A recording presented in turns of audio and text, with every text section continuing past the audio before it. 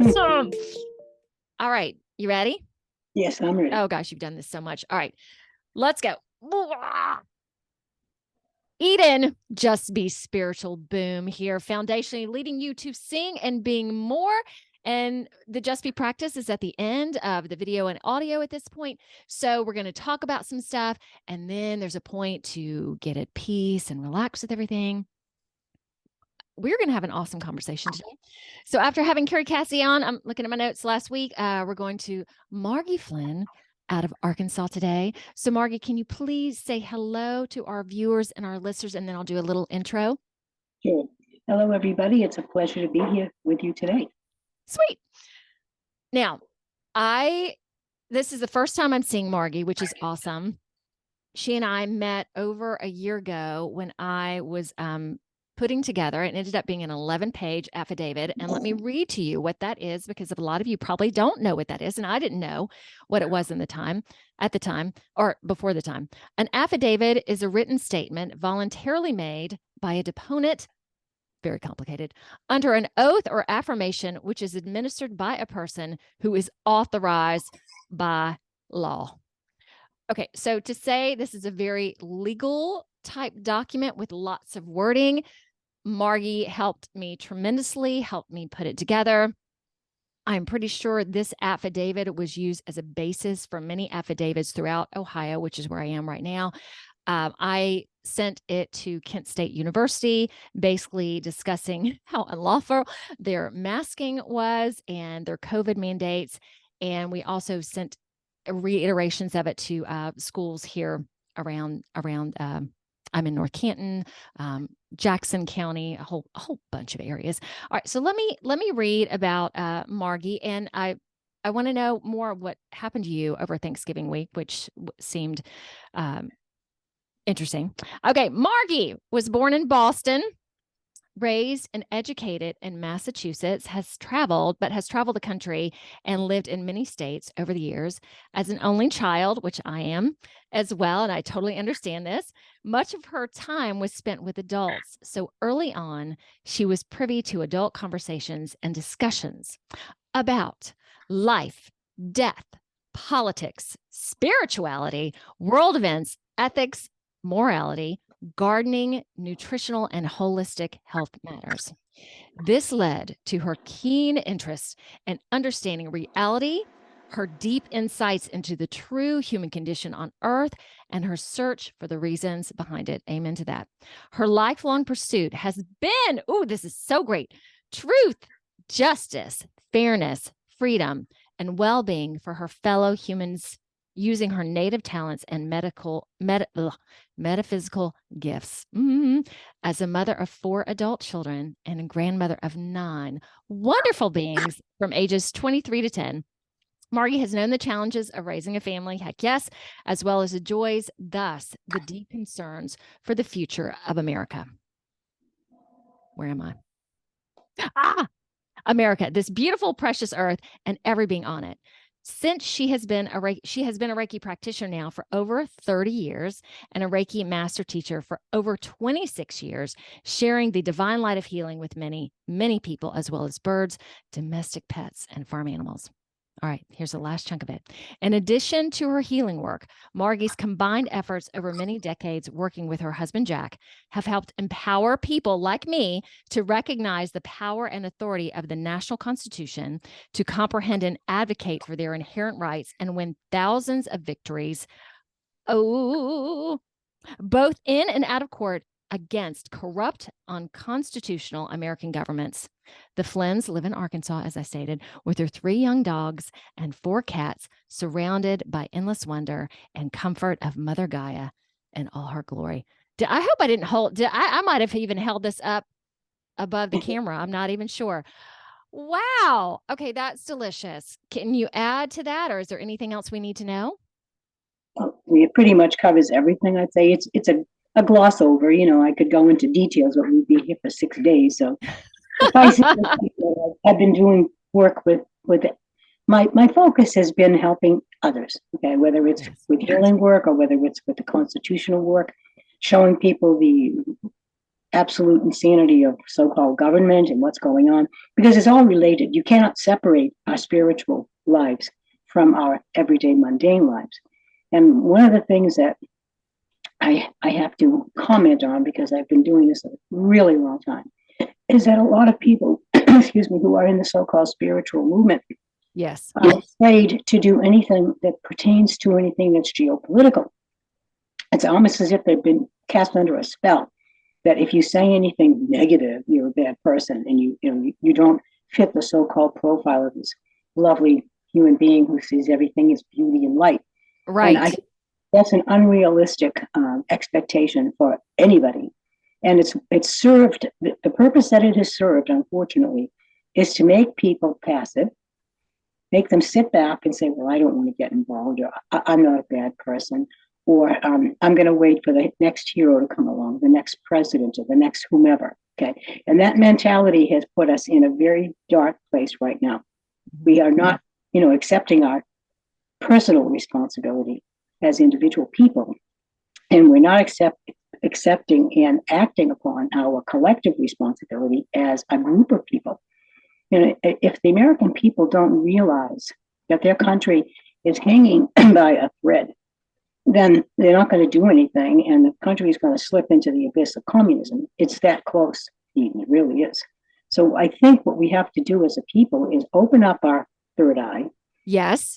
And tune into what's going on around us, be able to discern a lie from the truth, and choose to take righteous, lawful, constitutional action, because we have the power. We have the authority as American citizens. We have the duty as American citizens to hold our government accountable. And as human beings, we have the power and the divine grace in us to do the right thing, to know what the right thing is, to do it because it is the right thing, not because somebody's going to reward you or put your name in the paper or whatever. We really have to look at how we've allowed ourselves to be led into some very, very strange places. And I don't know if enough Americans have gotten to the realization yet. That's what we have to see happening. Let me pow into this. That was a great introduction, because where I am, knowing that you're a Reiki master, knowing that I do a lot of spiritual work as well, it's either, well, there are three tiers. Let me see if I say this right. There are a lot of spiritual people that have no idea. Actually, when I came out about my knowledge, let's call it a couple years ago, one person that I had a lot of respect for basically sent me an article about how spiritual people are being led in the wrong direction, which I was just like, no, they're not. Then there are those that really have no idea about what's going on, and they don't realize, because Margie, it's so awesome to talk to you today, because I feel like I'm still not doing enough. Like this podcast is awesome, and I talk to most of my clients about it. So I'm really ramping up, because there is so much. And for people to realize actually what is going on, and there are so many levels in terms of what's happening, it's a lot of stuff, and it's challenging, and it's hard, and yeah. It is hard. And to go back to your point about spiritual people being led in the wrong direction, I hate to have to say it, but they have been. And it's because, I've said this for decades, that the powers that be, the dark forces that are running things and that intercede and interlope and are overarchingly in control, they use our best instincts against us, our kindness, our desire to know God, spirit, whatever you want to call it, our desire to live a full and worthwhile life. They use that against us, and they pit us against other people who to us seem like monsters, and we don't want to be like them. We want to be good people, so we'll go home and meditate. Meanwhile, the city's burning around us, and we're not doing a damn thing. And this is what we have to shake ourselves out of this spell. And I really have said for a long time, probably 50 years, that this planet has been under a vibrational spell, an energy force that has interfered with our ability to receive divine grace and to basically understand it and interpret it.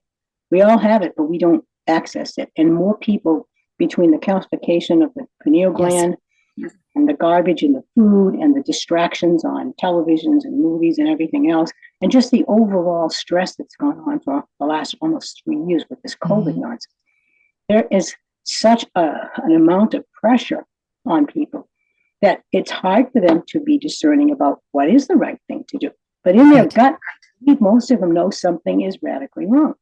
And if we can reach those people and just help them open their eyes and ears a little bit, and don't expect them to, jump off the diving board at this end just yet, but maybe they're pulling away.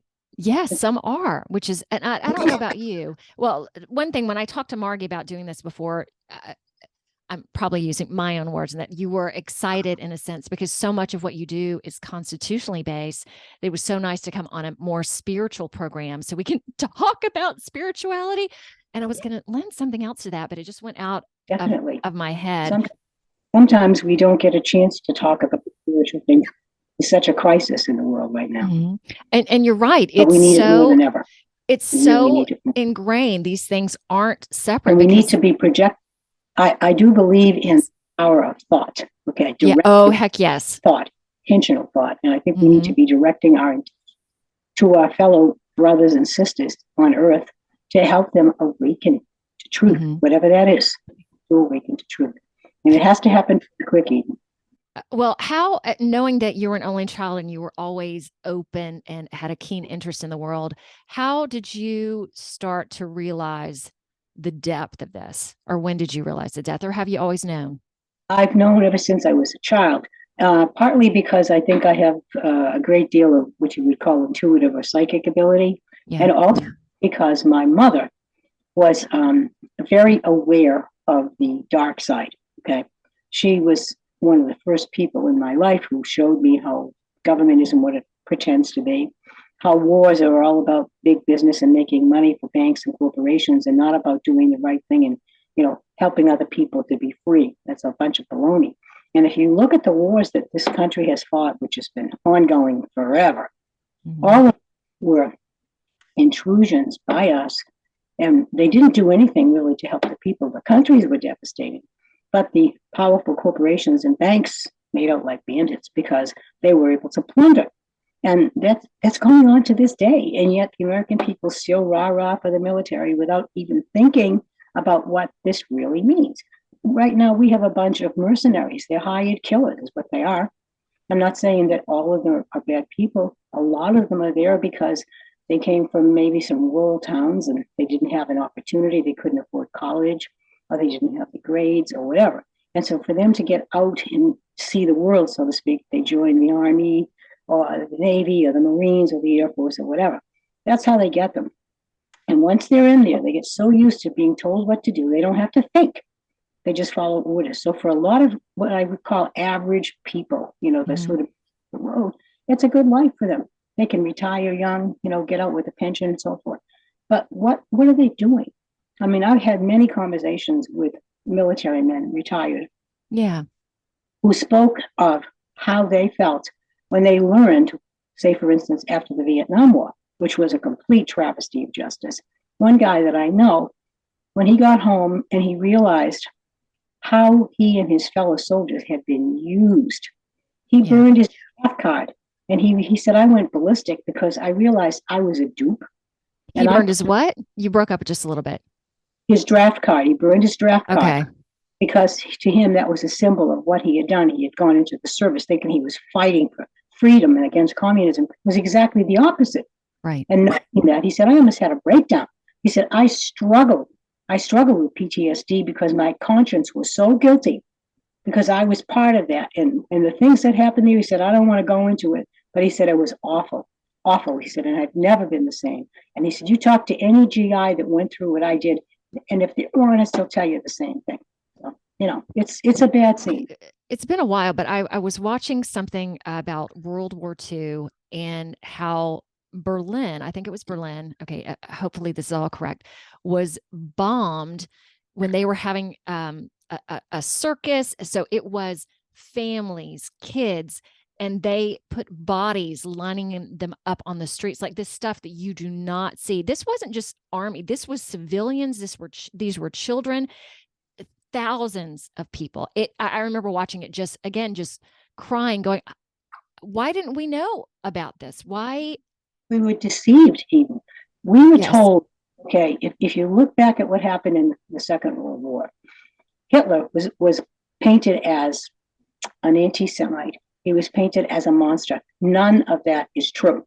What Hitler was fighting was communism, okay? And unfortunately, at the time, most of the active communists who had come into Germany like carpetbaggers and ruined other people's businesses were Jews, okay? Zionists, Khazars.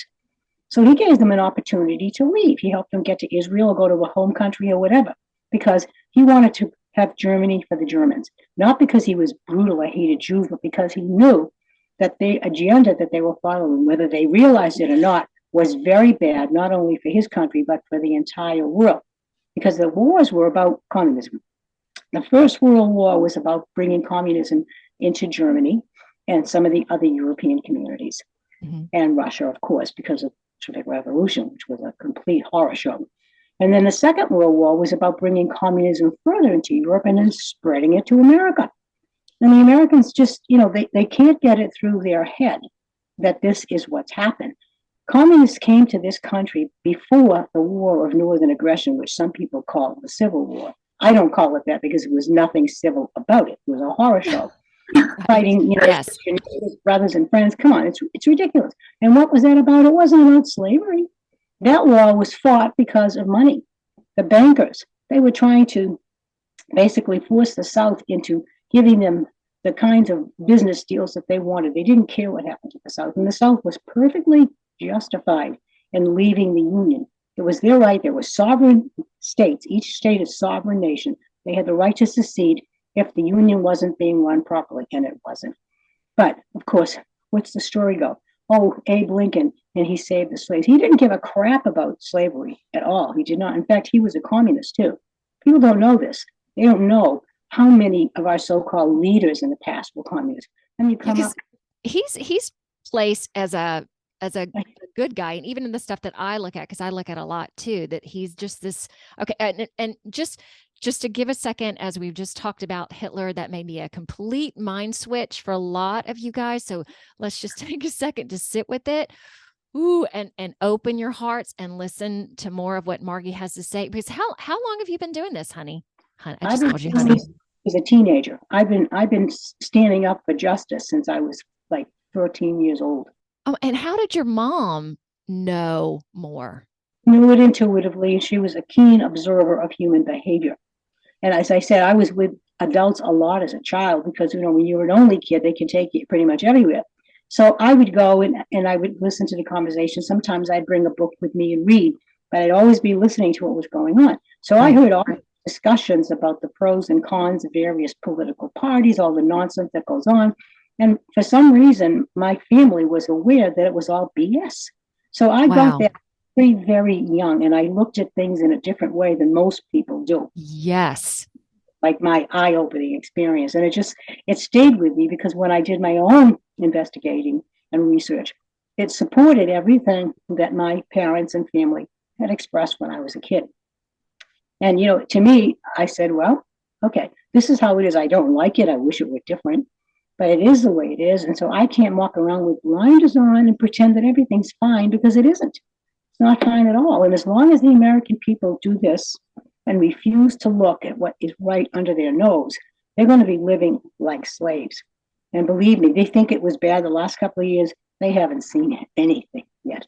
But what they have in store for us, Eden, is absolutely horrific. Okay, I want to hear about that. We'll go back to Abe Lincoln in just a second. Man, Margy, there's so many questions that are coming into my head and they're just leaving. So I guess I'm not supposed to concern myself with that.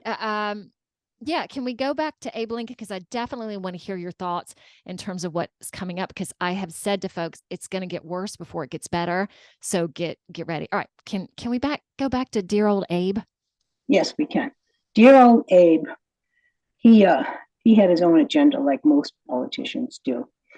And he at one point thought he was going to go up against the bankers, because once he realized that they weren't really on the same page as he was, then he was absolutely, expendable to them, which is why he was killed. It wasn't really a political issue like they tried to make it. It was the fact that the powers that be run the show, and they hire the right people at the right time to eliminate people that are troublesome. Okay.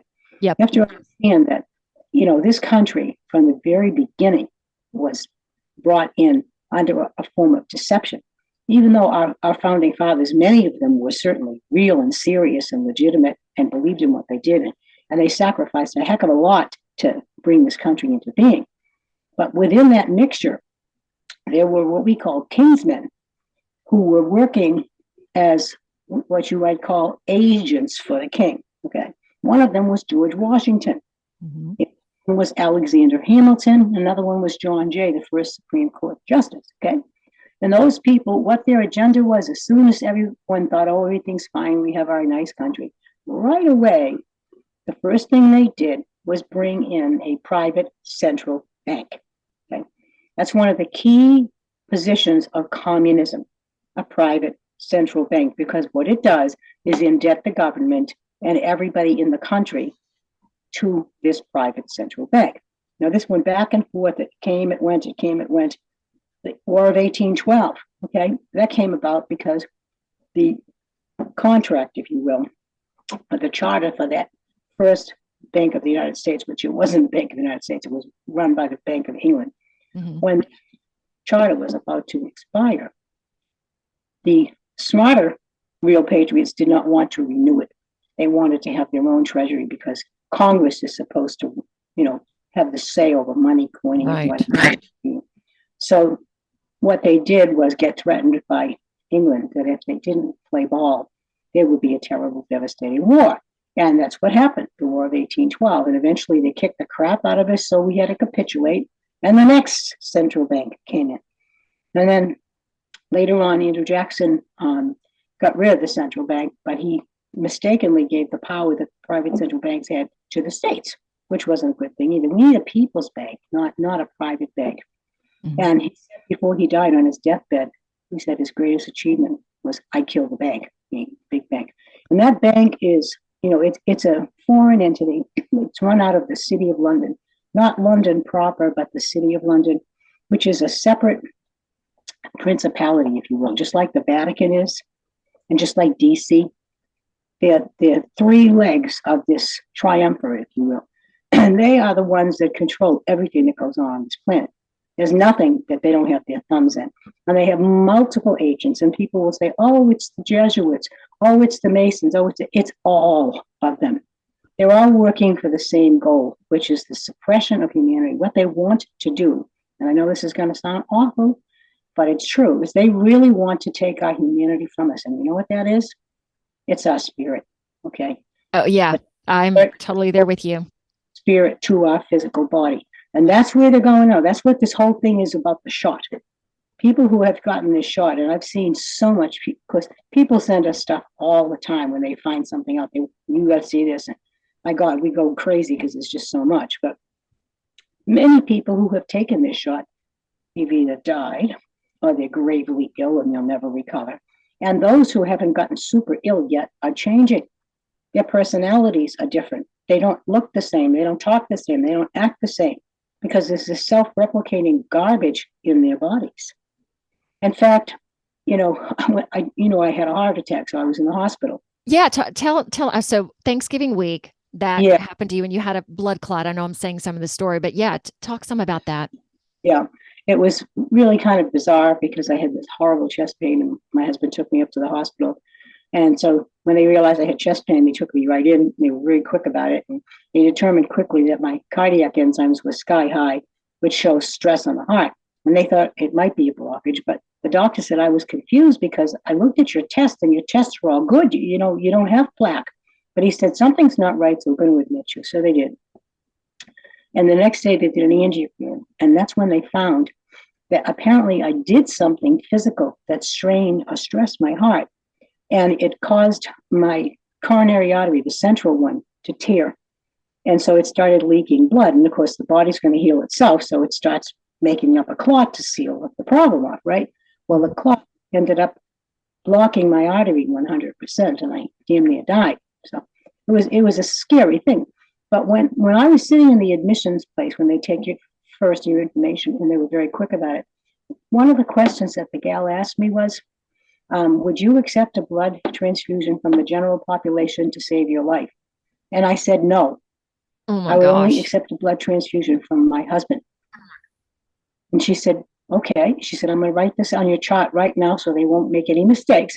And she said, I'm hearing this more and more from people who don't want to take a chance on getting blood from vaccinated people. Yes. Yeah. Yeah. So you got to be really careful what you're doing right now. Really, really careful. Oh my I don't gosh. know if people realize.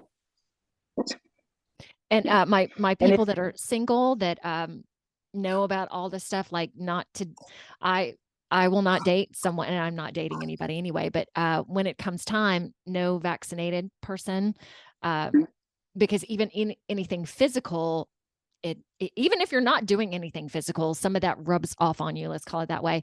Yet if you are in physical contact with them too, it's just I don't know what all can come into your body. So I'm very very wary of that. I did remember one question, Margie, I wanted to ask you. When you knew all of this as a child and you started being inquisitive, did you feel like when you met Jack, was it just like, oh my gosh, we totally understand things? Were you Oh yeah, alone that's a story in and of itself. Oh my Jack gosh. Jack and I were at a Reiki clinic in Marblehead, Massachusetts. Oh my He gosh. had come with a friend of his because he was having issues with his back, and it was the summertime, and Okay. I was one of the more senior practitioners, and we had a lot of people that were out because of vacations. So I walked into I was doing the second session from 8 to 9. I walked into the vestibule, and I looked, and he was coming down the hallway, and our eyes literally locked for a second or two, like some kind of energy. I said, do I know him? And then I realized that I had to shut the door because the air conditioning was on. I didn't want to waste it. So I shut the door. I went in, and he went into another room, and I put my purse in the back room, and our the supervisor, John, who was our head boy, he came up to me and he asked me if I would mind taking this fellow by myself because they were shorthanded. And he said, you're the most senior practitioner here. So he said, would you mind? I said, no, it's not a problem at all. Okay. Walked into the room that Jack was in. He was sitting on the table. And just as I crossed the threshold, I saw images of like deserts and mountains and yucca plants and cactus. And I'm thinking, what the heck is this? Because I heard him speak and he sounded like he was a Bostonian. So I thought, So it turns out he had been living in Las Vegas, Nevada, and also sometimes in Arizona. But he came back to Boston because his father was having heart surgery. He came back to help him. And while he was here, he helped a friend move and he hurt his back. So anyway, I worked on him, and when the treatment was over, he sat up and he said, oh my God, I think you cured me. And I said, well, that was the idea, wasn't it? He said, no, I mean, really, I think you fixed me. I feel great. I said, good, wonderful. So anyway, he said he would probably come back. Would I be there? And I said, yeah, usually I'm here mostly every week, And he said, okay. So he kept coming back, and then finally I heard speaking with one other woman saying that he had to go back to Nevada to do some business things there. And so she asked him, is he going to fly? And he said, no. He said, I'm going to drive. And she said, how are you going to go? He said, I'm going to take probably Route 70, go out to Colorado. And I said, oh, that's a nice drive. And he said, oh, have you been west? And I said, yeah, I had actually. He said, when? And I said, well, I've been in Colorado. And I said, one of my sons goes to school in Arizona. And he said, where? Like he didn't believe me. I said, Arizona State University, you might have heard of it. And he said, you have a boy in college? And I said, yeah. Didn't look my age. And he said, okay, so you were divorced at that point. Oh, I was divorced. Yeah. Okay. My youngest was like 18, 19, and I was in college in Arizona, and Greg was in college in Boston. They're all over the place. So long story short, he said, he was hoping that he would see me when he came back in January. And I said, sure. I said, I'll probably be here. So I had the feeling he was going to call me. And I got home that day, and I didn't expect it then, but I said, maybe tomorrow. So I went to work, and I was talking to a friend of mine, and she said, so what's going on with you? And I said, nothing, but I think I'm going to get a phone call from this guy. And she said, really? Honey, give me the dirt, And I said, well, I don't have anything concrete, but I have a strong feeling that there's going to be a message on the machine. So I got home from work that afternoon, and there was a message on my machine. Could we meet for dinner or whatever, you know? And so I called him back, and we set up a time, and we went to dinner. We were in Brookline because that's where his dad was living. We had a lovely Italian dinner, and then we walked down to a park, and we sat on a bench and talked until 4:45 in the morning. And we've been together ever since. It was just an instant thing. Yeah. Oh my gosh. And to have a partner who understands everything and is so, did it take him a while to get to that, or was he already there? Like y'all just, he was on the same page as me. And oh my gosh. He's kind of a person who, he says what he thinks. Okay. He's a very upfront person. Yes. And I'm an upfront person. I'm a little more diplomatic than he is sometimes, but we're both pretty upfront. And so it was like kind of amazing for us to realize that there was another person who saw things the way we do. Now, we don't agree on every little thing. I'm a little kinder in some respects than he is, but we agree on the big stuff. Okay. Right. And we totally get what's going on. We know that there's a gigantic battle going on between the light and the dark, so to speak. And we know what side we're on. We're on the light side. So how, in terms of your constitutional knowledge, did he have that? Did you have that? Did you blend it together? Did y'all start researching that more? As both of us, for whatever reason, we both love the Constitution. And we actually were told, and I don't tell this to many people, but I'll say it because I don't care. We were actually, one time we were at a psychic's, a very nice man. We had met at a gathering, a spiritual gathering. And he had this beautiful German Shepherd, about a year old, and she was lovely. And he said, she won't bother you. I said, oh, I'm fine with dogs. So she was sitting almost in my lap. She was so cute. And he's like, she never does this. I'm so sorry. I said, don't worry about it. She's sweet. So we got to talking during breaks. And he said, I asked him what he does. And he said, well, he said, I'm actually a psychic and I'm an astrologer, a spiritual astrologer. And I do cards too. He said, I'm the seventh son. And my mother was the seventh daughter. And I'm the only one in my family that got her ability. Wow. And he said, I work to help people find their path, you know. He said, someday when you have some time, he said, come over and see me at the Galleria and I'll read for you. So one day we did.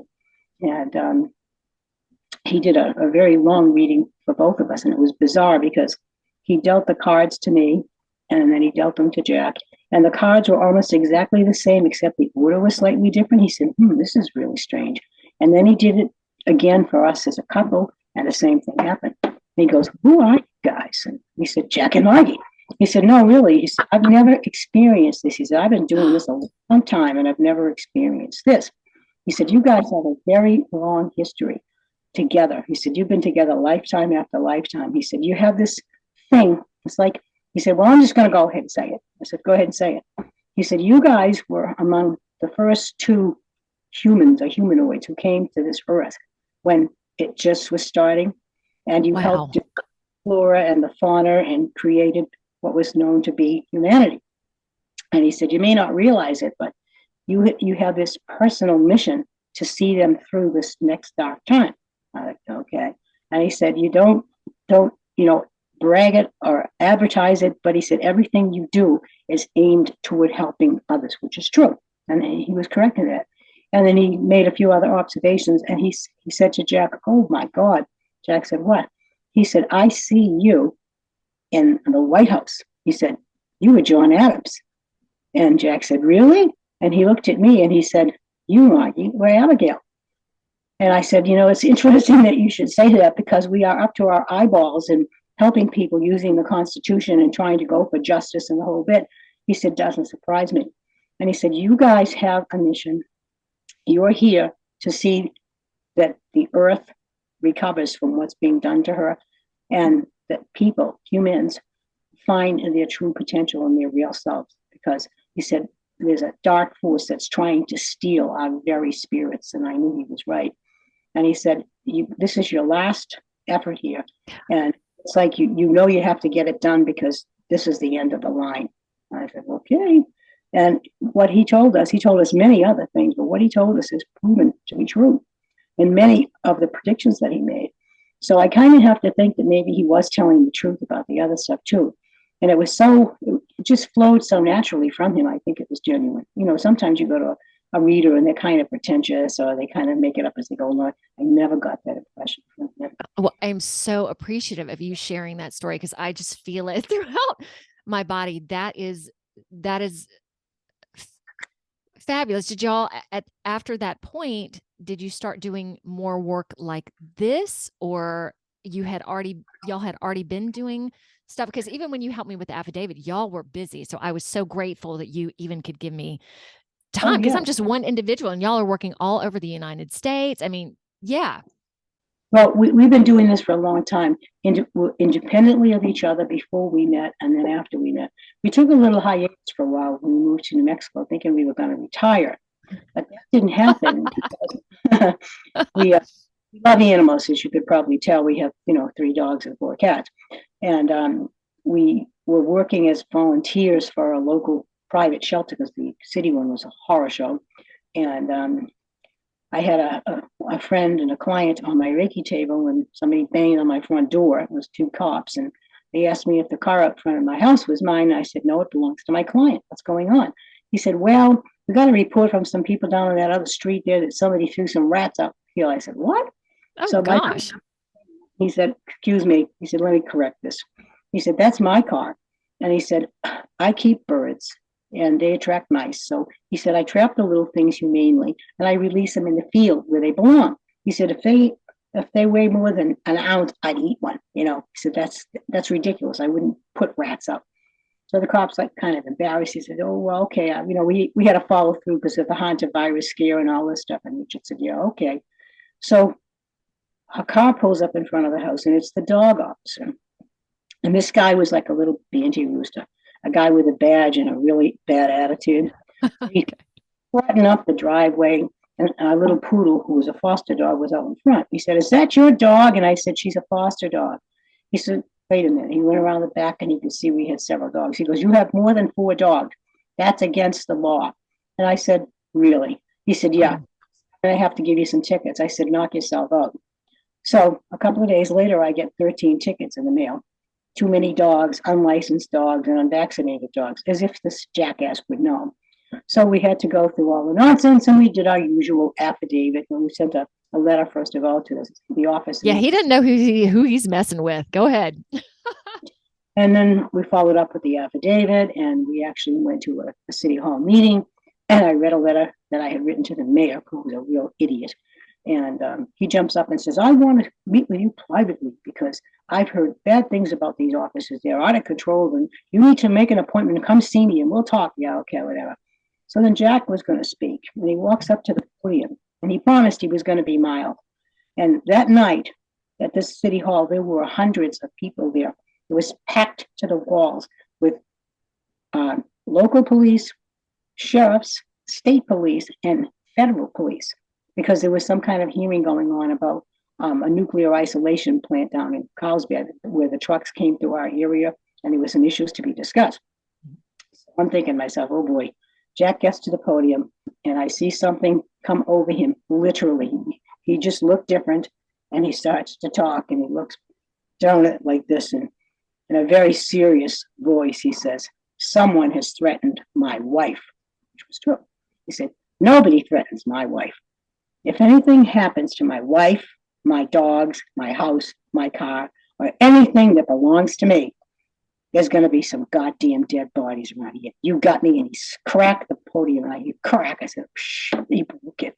And you could have heard a pin drop. Everyone just went like that. And the city attorney, who was a total lunatic, stood up and said, you can't say that. And Jack said, I just did. What are you going to do about it?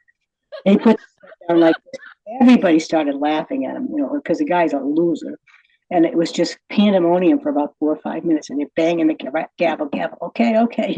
So finally, Jack comes back to sit down next to me. And I'm looking at the exit to see how we can get out of here because there was so many looking people there who want to be too long. And that was the type of thing that, you don't say in a public hearing, but Jack said it. And it's a good thing that he did because New Mexico is like the Wild West. We lived there for 16 years. And people get disappeared all the time if they go against the system. And we went against the system because everyone said to us when I got the tickets, oh, we'll help you pay for the tickets because you shouldn't have to pay for them because they're foster dogs. I said, no, I'm not paying for those tickets. And they said, well, why not? You have to. I said, no, I don't. They're unconstitutional. And they're like, well, how can they be unconstitutional? We have ordinances. I said, an ordinance doesn't supersede the Constitution. Those dogs are my property. My property are my rights. They can't be taxed, limited, restricted, or legislated in any way. And they're like, wow, I didn't know that. So anyway, I won. Okay, I won. And after I won, everyone said, oh, we knew you guys were going to win. I said, well, where were you when we could have used your moral support, going to meetings and standing up and acknowledging what was going on? They were like, well, we were afraid. Yeah, okay. So then people came out of the woodwork with all of their, injustices and problems and this and that, because there was so much of that going on in New Mexico at the time. The situation was really bad. There were so many stray dogs that people were afraid to walk down the street. Not that they were vicious, but there were a lot of dogs, and it's intimidating. So we ended up, once everything was done and I won my case, the fellow who was one of the top heads in the dog thing, not the jerk that came to my house, but his second in command, he walked up to me in the supermarket about a week after I won my case, and he stuck his hand out to shake my hand. And I said, hi, Tomas. And he said, Margy, he said, I want to shake your hand. I said, okay. He said, congratulations on your win. He said, I got to tell you, I never met anybody like you. And I said, really? He said, yeah. He said, you really stand up for what you believe in. And he said, remember when I was arguing with you about the ordinance was the law and everything? And you said, no, it's not. The Constitution supersedes it. And you told me, go get some Constitutions and read them, which I did. He said, well, I did. And I've been reading them and I get it. We're wrong and you were right. And I'm glad that you won because we had no authority to do what we did to you. Wow. Sorry for what grief I caused you and your husband and your dogs. And he said, it will never happen again. And I had offered to help him months before with puppies because they had bad facilities and we had good ones. He said, remember you offered to give us a hand? I said, yeah, I do. He said, would you be willing to follow through on that? I said, yeah. He said, could I come by tomorrow? We just got a new litter of pups in. I said, sure. And that was the beginning of the transformation. And they went from a horrible place to a nice, clean facility that's no kill, that spays and neuters and educates, which was really what they needed. So, like I said to Jack, if we never did anything else in our lives, we did something to help our beautiful dog friends. So, what can you say? Oh my gosh, that's amazing. Just snowballs from there, Wow. Okay. Do you mind just for we could go all over the place. What do you think is going to be coming down the pipe? Because again, the point of this podcast is it is time to wake up. Yes. Just because you're a single human being, because I have taken a stand and I will not sway from that. Okay, how do I say? I've had people come to me thinking that because I think a certain way that I should be acting a certain way. But when I still communicate and am loving, that alone shifts them because the media is putting out there that if you believe this, you're a, insurgent or whatever. And people believe it. And then when they see an insurgent not acting like an insurgent, it's this powerful, beautiful thing. So just to give people a heads up of what might come down the pipe, what are you thinking? What I'm thinking is this, okay? Okay. As I said earlier, we are hanging by a thread, okay? We've been under a communist form of government for about 150 years, okay? Only it was covert, it was quiet. They came in, one of the first places that they infiltrated was education, academia. Columbia University in New York has a lot to say for that. There was a school in Germany, the Frankfurt School, which was in social communism, whatever. And that got kicked out of Germany because Hitler was against communism. So they ended up, going other places. And one of the places some of their people landed was Columbia University in New York. Mm-hmm. And they had so much to say about developing policy for education. And if you take a look at what's going on in any school, I don't care what level it is, it's all communism. It's insanity. And it's so crazy that, to even describe it, people look at you like, what are you nuts? That can't be true, until they look it up and they say, oh my gosh, you were right. I said, yeah, I'm not going to lie to you. We have. Okay, so can you give us an example or two? Okay. How many children in this country have any idea what the Constitution says? Probably not many. How many schools teach civics? Gosh, used to be, but yeah, not anymore. Yep. How many schools are teaching children cursive writing? Oh, that's gone a long time ago. All of that is blatant communism. Cursive writing is very important to the way the brain works for critical thinking. Communism doesn't want critical thinking. They want people to follow along. Go along with the crowd. Don't make any waves. Be a good little girl. Get your reward. Okay. We have to look at what we've allowed to happen because of our indifference, our ignorance, and our apathy. We have not been good citizens. Okay. We have not. We've been too busy trying to, stay alive, get ahead at our job, raise a family, make a decent dinner, whatever. And we haven't looked at the other big part of the puzzle. And I've said to people before when they said, well, I have to do this. And I know, but listen to this. What good is a nice home and a car and a boat if your country is going to hell in a handbasket? And in a very short time, there will be no freedom of choice, no independence, nothing. Most of the jobs that people do, especially the blue collar and menial ones, they're going to be gone. They're going to be taken over by AI and robotics. So those people have any place to work. So guess what they're going to do? They're going to give them a guaranteed income, minimum amount of money. Yes. They'll keep them quiet. Just like when the COVID thing happened and they were giving unemployment benefits in a ridiculous amount. Who the heck wanted to go to work when you have And they didn't. Right. No, exactly. And look at the economy. Look at how many businesses went out. Yeah. So this is one of those things I'm going to point to all of y'all and say, it happened. This isn't just Margy talking about, this was real. Thank you. Go ahead. Yes. And what they did there, the whole idea behind COVID was to see just how much crap the American people would take. And guess what? We took way too much because very few people understood that government doesn't have any right to dictate to you what you do with your body. That is your sacred property, the most priceless property that you have. You are guaranteed the right to life, liberty, and property, Fifth Amendment. They have no authority to tell you what to do with your body, especially to try to impose a very toxic injection that could kill or physically ruin you. And yet people just rolled up their sleeves and said, okay. And of course, we didn't do that. And a lot of people said to us, well, I want to be responsible. I don't want to make other people sick, so I'm going to take a shot. I said, I understand that your heart's in the right place, but you've been misled.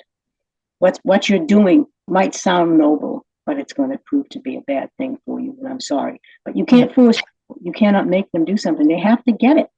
And a lot of people who took that shot are now regretting and waiting for the ticking time bomb to go off as they see families and friends dying or coming down with very bad illnesses, neurological problems, heart issues. It's terrible. And I'll have to interject. I posted, so Stu Peterson's Died Suddenly documentary, which I'm going to talk about again. I posted, and apparently it was trending on Twitter, which is awesome. I put it on Facebook. Of course, they took it down, said it was false information. But again, the embalming community is noticing clots that are just unreal coming out of people's bodies. So they are concerned. They've kept these vials. It's literally just amazing. I put it out there. It's amazing to watch because even someone who doesn't agree with all of this, you cannot look away. And I know many people that have died suddenly, and someone will tell me about it like, oh, they just died suddenly. And I'm like, yes, are they vaccinated? Well, yes. I'm like, come on, connect. You're breaking up the dots. Oh, okay. Am I there? Okay. Everything cool now? Yeah. Okay. I want to speak to empowerment. Okay. Personal empowerment. And I don't mean this in an arrogant way. I mean in a just way. Okay. When all of this crap started going on with COVID, some of our students who happened to work for the airline industries called us, and they were very upset because they were being threatened with losing their jobs if they wouldn't take the shot, and they knew they didn't want to take the shot. Mm-hmm. So they said, can you help us? And we said, all right, we're going to write an affidavit that'll be generic, and anybody who's being threatened can send this to their company, corporation, whatever, and it lists a lot of information, all of the really nasty stuff about the COVID, why it's bad, and it holds them accountable, shows them that government had no authority to do this. So no company has any authority to do this to their workers. And it was a long 20-page document. So we sent it out to a few people. They sent it out to a ton of people. And a couple of weeks later, Southwest Airlines, which had been adamant about its mandate for no stated reason, just dropped the mandate. And the next day, Delta did, and a day or so later, American did, and some other small airlines. And people who were working for various cities, like fire department people and police officers, road crews, that had come to us, and this was all over the country asking us for help. They sent it to their people, and guess what? Their mandates were dropped too. So yes, you can do something, especially if you do it in large numbers. We need numbers. And that's what's needed right now is for all of us. Again, there's so many of us versus the ones who are trying to control us, that when we all band together, when we all unify, when we do this, bring this collective consciousness together, and the pineal gland, which I have episodes that talk about decalcifying that and what you can do. I mean, we are powerful spiritual beings.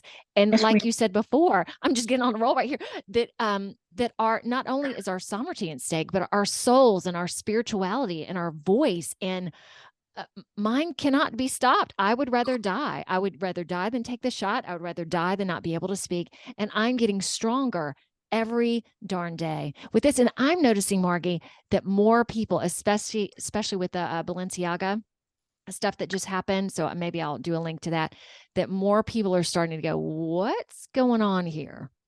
So I love that. We need to see that. I mean, it always comes down to the same thing. Okay. People have to recognize that they are facing annihilation. The Balenciaga thing is repugnant. I've seen some photographs that would make you want to vomit. Okay. But remember when those transvestites started showing up looking like devils in libraries reading? What is wrong with the librarians? If somebody came into my library to read to a bunch of little kids, I'd say, excuse me, you're not doing that here. Get out. Okay. Right. There's no reason for it. Grooming children, messing up their heads about their gender. And you have to understand, with all of the vibrational attacks that are going on right now, every one of us is at risk. And to speak of risk, part of the reason why those airlines in these other cities and towns stopped was they were afraid of their culpability, their risk. Because we made it very clear that if they forced this mandate on their employees, their workers, and anybody suffered any medical harm or death, that these companies would be directly liable for their actions because they had no authority, because the government had no authority to force them to do it.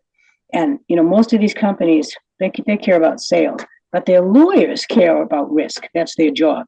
They weigh everything. And so I think what happened is the lawyer said, oh boy, wait a minute. Well, money. If we have hundreds of thousands of employees suing us because of this, and they caught us dead to rights, we're going to be dissolved. So kill the mandate. And they did. And of course, about a month or two later, the Supreme Court said that it was unconstitutional, and they killed it. But it shouldn't have taken 2 months.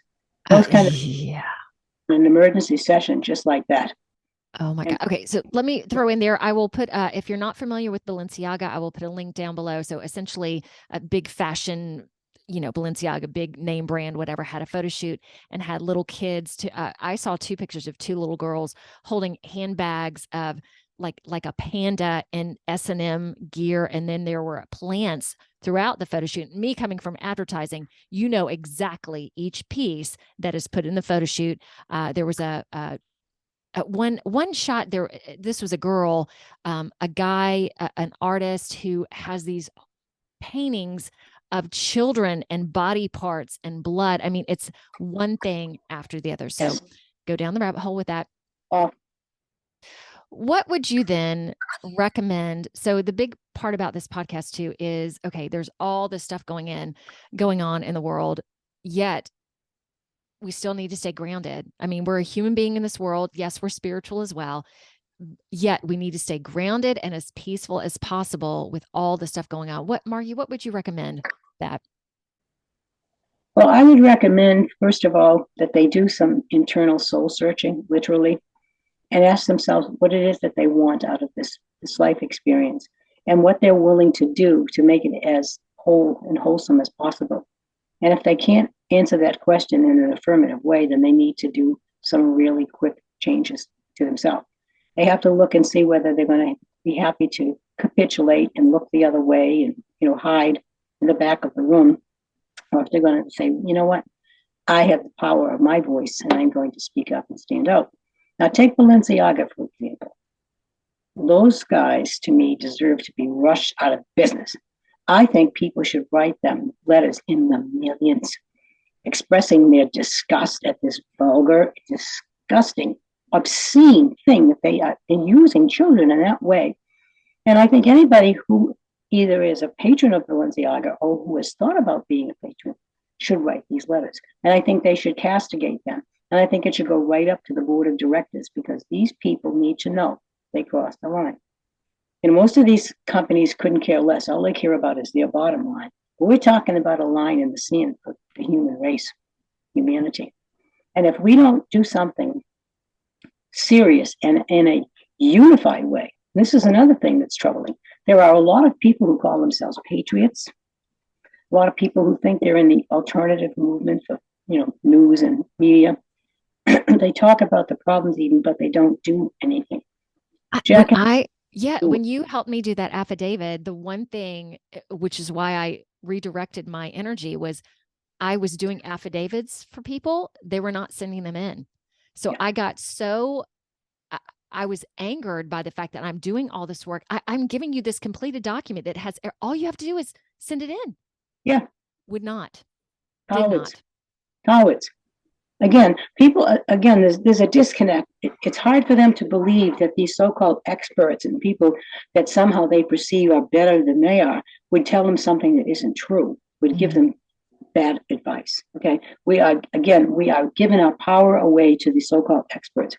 That has to stop. We have to go right to our own heart and say, I am the expert. And I'm going to make sure I am, because I'm going to do everything I can to find out the truth. I'm going to be objective, and then I'm going to act on it.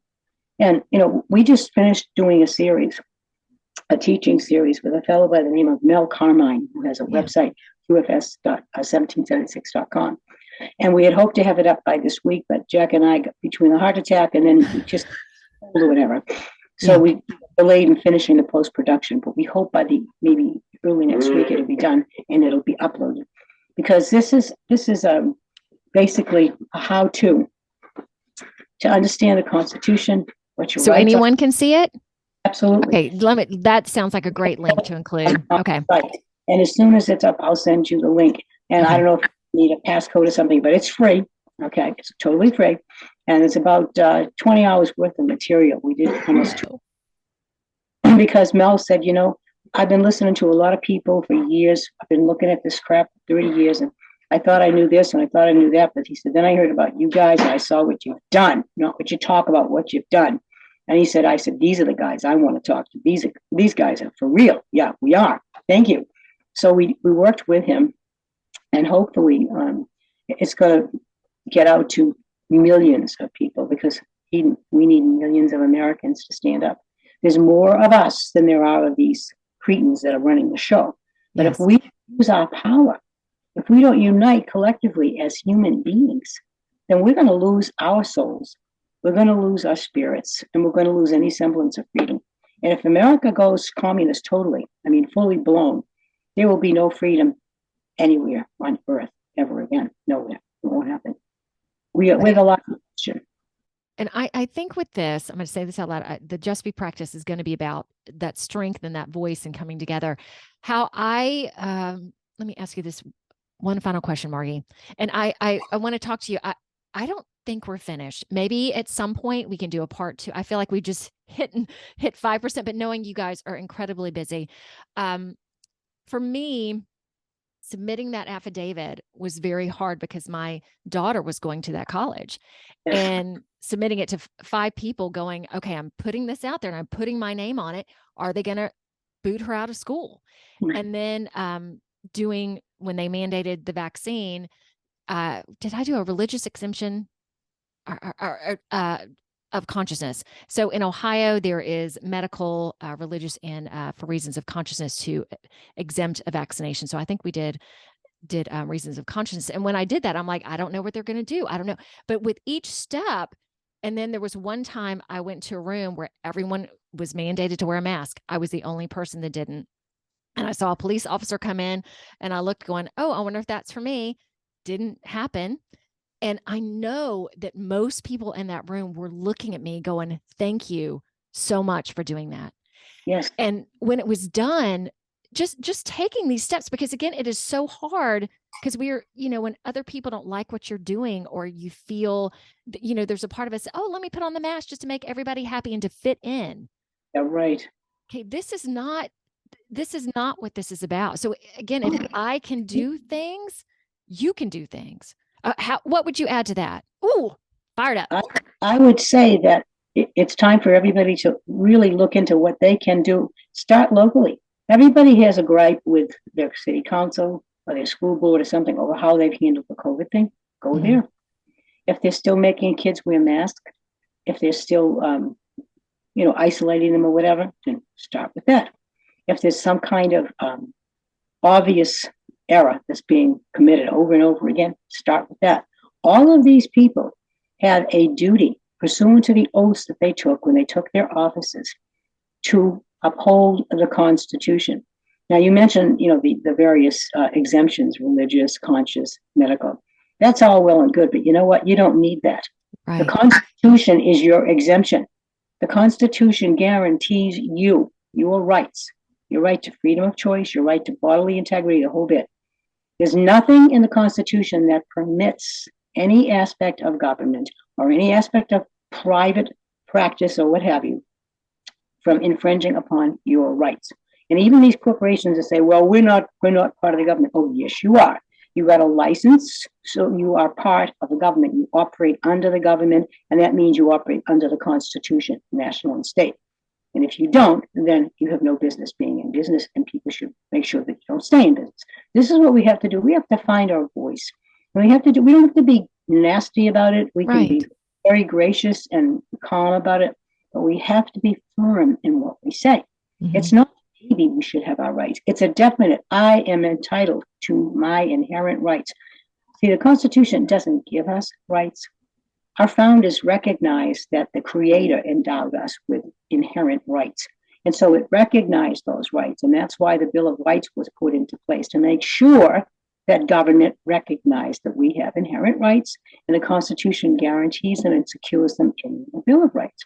If you understand that, then when you go and speak to somebody who is trying to make an action against you that's going to harm your rights, you're going to go in there empowered. You're not going to go in there, please. You're going to go in there and say, look, you have a duty. You took an oath. And if you don't uphold your oath, then I'm going to take you out of office, because anybody who purges his oath invokes sections 3 and 4 of the 14th Amendment. And that means you cannot hold office any longer, and you can't receive public funds. What's it going to be? And believe me, when you talk to them like that with confidence, they go, oh, okay, okay. Thank you for coming in. They don't know what to do, because people have been so passive for so long. And part of it has to do with the spiritual movement, with the fact that people think that you can't be spiritual and you can't be a warrior too. Nothing could be further from the truth. Okay, we have to have a balance between our spirit self and our warrior self. And right now, the warrior self needs to come to the fore. Okay. And it's so interesting talking about the divine feminine and the divine masculine too, that the patriarch has been so dominant, and then this warrior spirit. It's such an interesting mix of feminine, male, and it's just like it all needs to be balanced. It all needs to be balanced. It does need to be balanced, but the feminine was taken out a long, long time ago. There's an awful lot of good books about that, but one book that you might find interesting is one by John Lamb Lash called Not in His Image.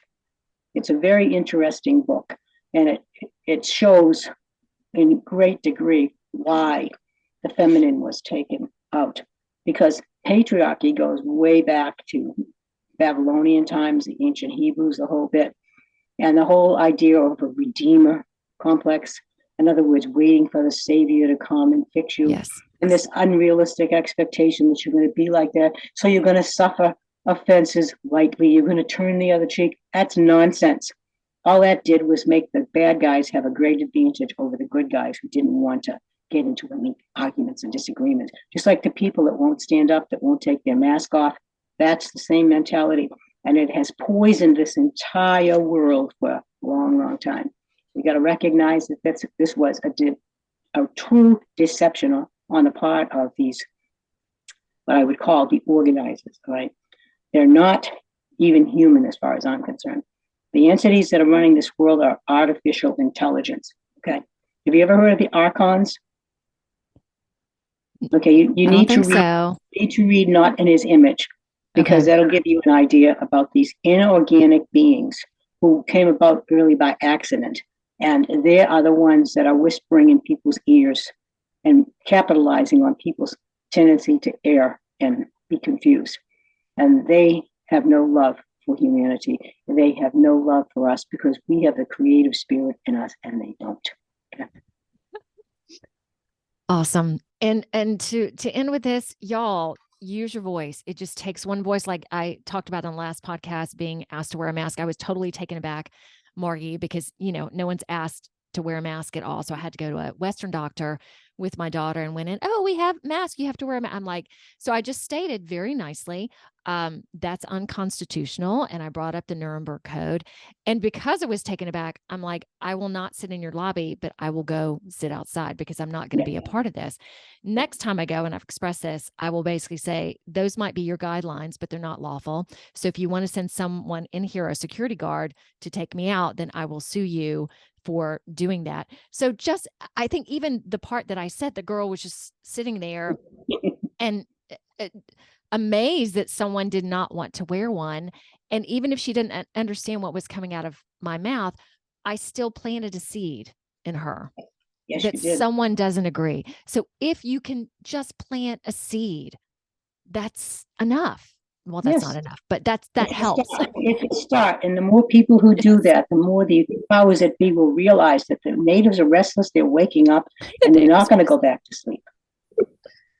Okay. Well, honey, I appreciate you so much being here. Is there anything else that you would like to close us out with? I think we're good. Okay. I so appreciate your voice. I so appreciate your warrior strength. I appreciate so much. I can't even put it into words. Thank you. Okay. You're welcome. Stop this recording. Don't go yet, though. Start back from the beginning. Right. So I'm coming back again. We just having a conversation that I was like, oh gosh, I need to record this again. So talking about Margy and Jack's book, Bypassing the Bank. Margy, what do you feel is going to happen with us financially? Financially, we're going to go through a very dark time. There's going to be a major foreclosure crisis. Businesses are going to fail like crazy. They're going to try to put in a digital currency, and we have got to really let them know that we're not going to accept that, because once they do that, we'll be living on a social credit score like they do in China, and everything is digital. And if you're not a good girl or boy, you won't even have anything to buy, to eat, whatever. We cannot let this happen. We have to maintain our independence. And the only way we're going to do that is if we absolutely just say, no, hell no, we're not going to take this. Mm-hmm. In terms of understanding what's going on, people need to realize that this whole scenario has been in place for a very long time. The communists have long range plans. And one of their major goals is to have everybody under their umbrella financially and economically, because you have to have money to live. And they know if you don't have it, that you can't live. So you've got kids you have to feed. So you say, oh, okay, I'll do what you want. Get my kids food. And this is the type of thing that we call economic violence. Okay. They've been perpetrating that on us for a long time. The foreclosure crisis that took place in 2007 and 2008, where 20-something million people lost their homes for no reason. Most of the foreclosures, the people weren't even in arrears. Okay. That's how evil these people are. These bankers are just no good. And so when we saw that thing happening, we said, at some point we have to write a book. And people had been asking us for a long time to write a book. So we said, all right, let's do it. And that was one of the things that prompted it. But what people need to realize is they have to withdraw their consent. You cannot consent to something that's evil, because if you do, then you're evil too. And we used to use the word evil when we were doing seminars, and people would say, oh, you should call government evil. They're doing the best they can. I said, no, they're not. They couldn't care less about you. They're just selfish, greedy, power-hungry pigs. They don't care about you. You have to realize that as long as you are silent, you are tacitly agreeing to everything that they do. So it's your own fault. So if you don't like what's happening, speak up, people. Stand up, say no, and mean it. Don't wear a mask. Don't sit social distance and all this crap. And hold your ground. Don't be afraid. You have to get rid of the fear. What they have manipulated with Right. is fear. Fear and control. Man, woman, thank you. I want to be really acknowledging of your time. Thank you so much, Margie, again, for adding this little bonus attachment. I think that is great. Over and out. Thanks.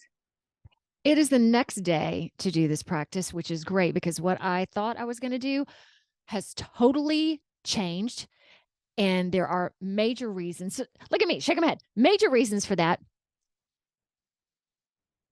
How do I even describe it? All right. So Margie dropped some big truths out there. So I'm going to drop more. I today had okay, and I know this seems strange to talk about, but it just is. I had a psychological attack of the darkness on me. I ended up canceling one session and I was supposed to be a guest on a podcast at 5. I did it because these forces it was like the demons when I went that house to kind of clear things out, how they, were not nice. It was the same thing with this. Like, you are not going to use your voice. We're going to take that voice and take out your vocal cords. And so I had essentially to demand that they go, that my choice is not this. Okay. And I'll go into more of that because I also had another client friend of mine who has been struggling with the vid for 4 weeks. So we did the same thing with her. And Margie was really clear about this as well. This is, and I don't mean to be dramatic here, but after what happened to me today, again, being part of this evilness, this is a war. For that to happen, and I consider myself a pretty light person, and knowing that, and I brought the sheet right here, that in the 4th dimension, which we are in the lower planes of that, some of us, dark magic has its place here. Dreamwalkers, for example, can influence us on this plane easily when we are still full of fear, which I'm not full of fear, and have not learned yet to set healthy energetic boundaries. When we are able to create our own light and sustain it, so that it simply absorbs the darkness. So that is what we're going to work on today. It was unbelievable. And what I had, incredible nausea. Like it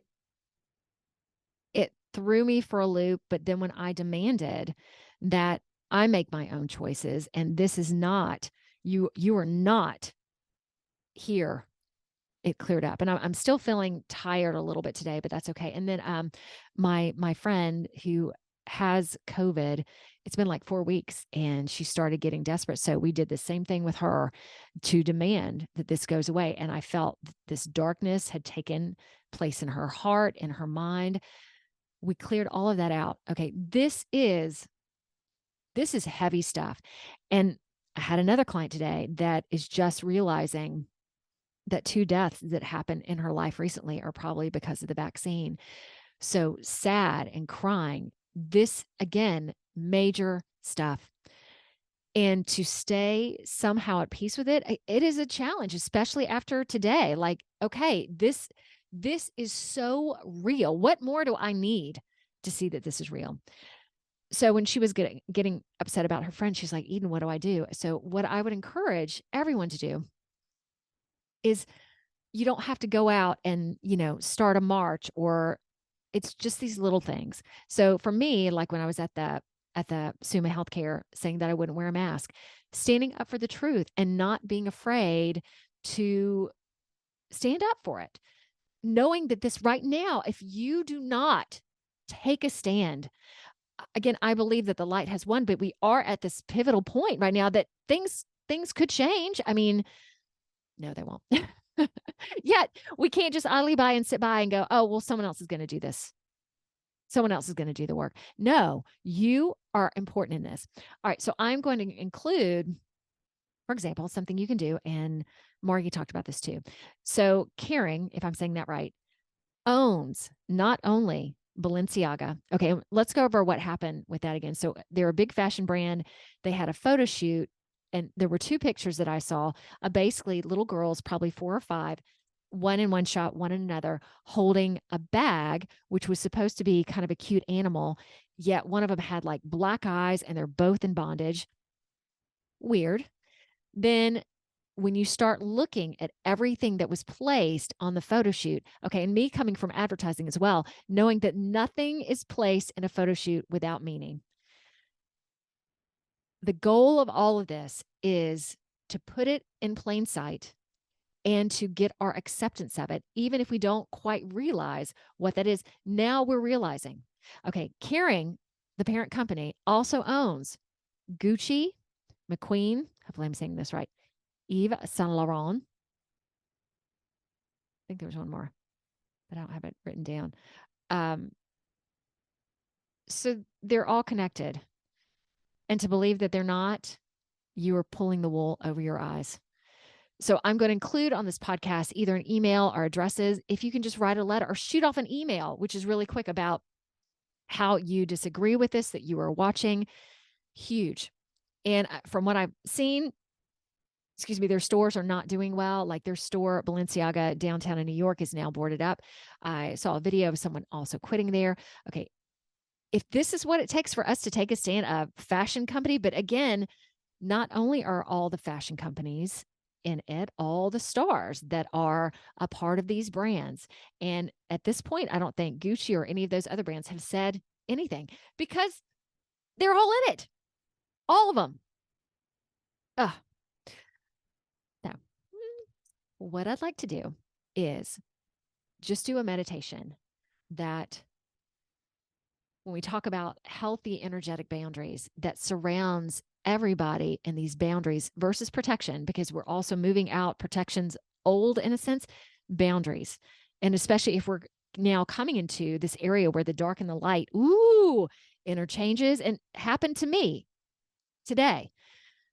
So healthy energetic boundaries. All right. I am going to imagine that all of us watching, listening, and I've done this before, but this is different this time. All of us holding hands. And I'm seeing this circle being huge. It is a circle of warriorness. And I've said in the past that what you fight, what you resist, persists. Yet this is different. This is so different. As we are holding hands, I'm getting fired up. We are strong. We are demanding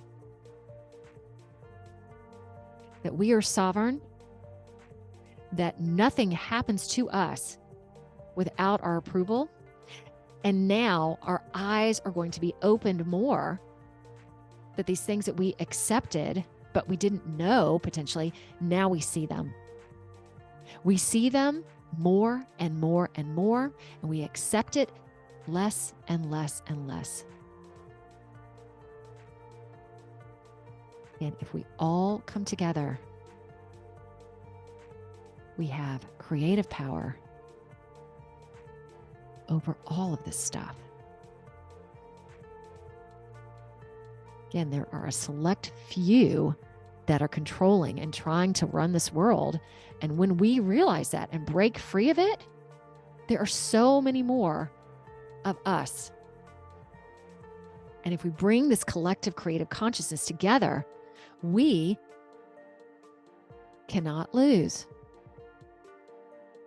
Okay, and really there's nothing to lose. Yet, being in this experience on this earth, there's a lot that is going on right now, and there's a lot to lose. This is a fight for your soul, for your spirit. This is big.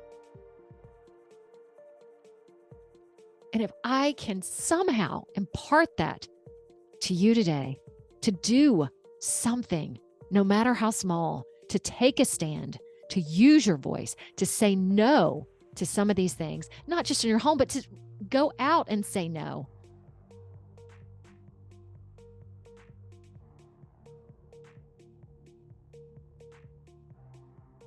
We cannot sit by and let this happen. Everybody here is important. And through our connection and through these hands, giving you the power to stand up, knowing now I've done it multiple times and it's been good. And it's empowered me more and more. Even with talking to these dark forces today, no. And it happened pretty immediately, but I, still had to come back to it because again, it takes faith that you can handle this. And when you're in the face of nausea and not feeling good, oh, I must have a virus or no, I do not get sick. I do not.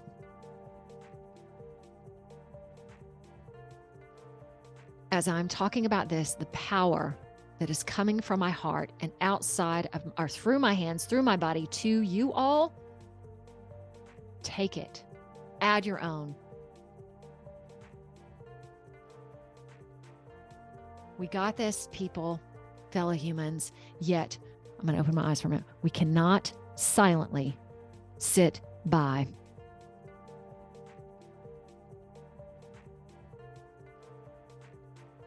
Okay, now I'm going to see us breaking hands, still sitting in the circle, knowing that just because we're not connected anymore, that power, that surging energy between all of us exists, persists, infinity.